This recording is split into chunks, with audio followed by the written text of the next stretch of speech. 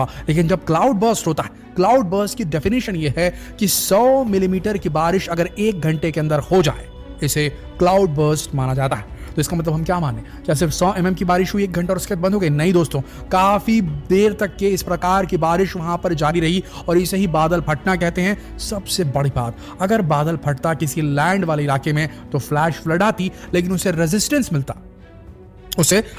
मिलता जमीन का, वहां पर बाकी सारी चीजों का, और उसका जो फ्लो है फ्लड का वो उतना तेज नहीं होता। ये जो झील के ऊपर फटा है वो भी कोई ग्लेशियर के इकट्ठा हुआ एक पर्टिकुलर एक जगह में, उससे जो लेक, सिक्किम की एक फेमस लेक है लोनक लेक, जो कि एक ग्लेशियर लेक बताई जाती है। ग्लेशियर झील के ऊपर में बादल फटा और बहुत बुरा फटा। वो जब वो फटा तो उसके बाद जो लेक की जो बाढ़, उसका पानी, फिर लेक के अंदर जो पानी था वो पानी, ये सारा पानी एक ऊंचाई से धीरे धीरे नीचे आने लगा। अब उसके बाद आप सबको मालूम है कि हिमालय पर्वत श्रृंखला जो है, पानी एक साथ नीचे उतरने लगा, पहाड़ों से नीचे उतरने लगा, और उसके बाद वो पहुंचा लाचेन इलाके में। लाचेन इलाका वो इलाका है जहां से तीस्ता रिवर निकलती है। तीस्ता नदी वो नदी है जिसे ब्रह्मपुत्र की ट्रिब्यूटरी भी कहा जाती है। आगे जाकर के ब्रह्मपुत्र से मिल जाती है और बांग्लादेश की तरफ चली जाती है।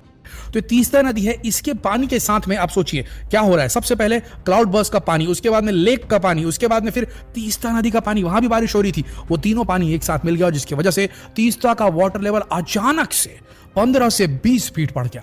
इसकी किसी को भनक तक नहीं, किसी ने सोचा भी नहीं था, कल्पना नहीं की थी कि अचानक से कुछ घंटों में एक नदी का पानी 15 लाइफ लाइन जोड़ती है, जो उसकी रोड है वो दरक गई है और अब कोई कांटेक्ट नहीं है सिक्किम और सिलीगुड़ी के बीच में। उसके बाद में सिंगताम ये पहुंचा और सिंगताम के इलाके में तबाही मचाने के बाद दोस्तों उसी के आगे पड़ता है, कह सकते हैं कि आर्मी कैंप था। उस पूरे कैंप में जो टेंट थे, जो गाड़ियां थी, वहां पर 40 से ज्यादा गाड़ियां बह गई। सोचिए पानी का वेग कितना तेज होगा।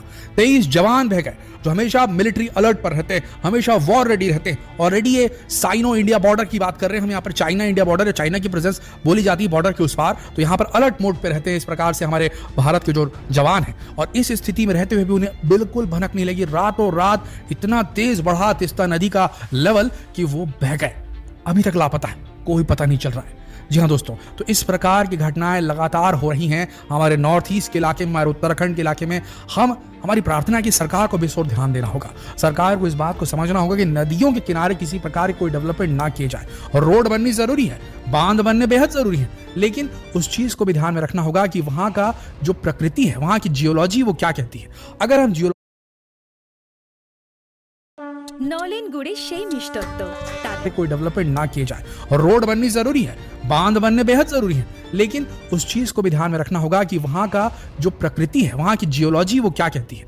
अगर हम जियोलॉजी को समझे बगैर सिर्फ डेवलपमेंट के पीछे आगे बढ़ेंगे तो इस प्रकार की घटनाएं बारंबार होगी। आप एक सड़क बना देते हैं पहाड़ को काट कर, ये सोच करके कि ये सड़क जो है एडुकेशन देगी, यहाँ के बच्चे जाएंगे, गाँव के बच्चे कनेक्ट होंगे शहर से तो पढ़ने के लिए जाएंगे, सही सोच है। लेकिन जहां पर आपने रोड बनाई है, क्या वो रोड बनने लायक जगह है? क्या वो होल्ड कर पाएगी वो रोड उस पहाड़ के रास्ते को? और ये समझ नहीं पाते हम। हमारी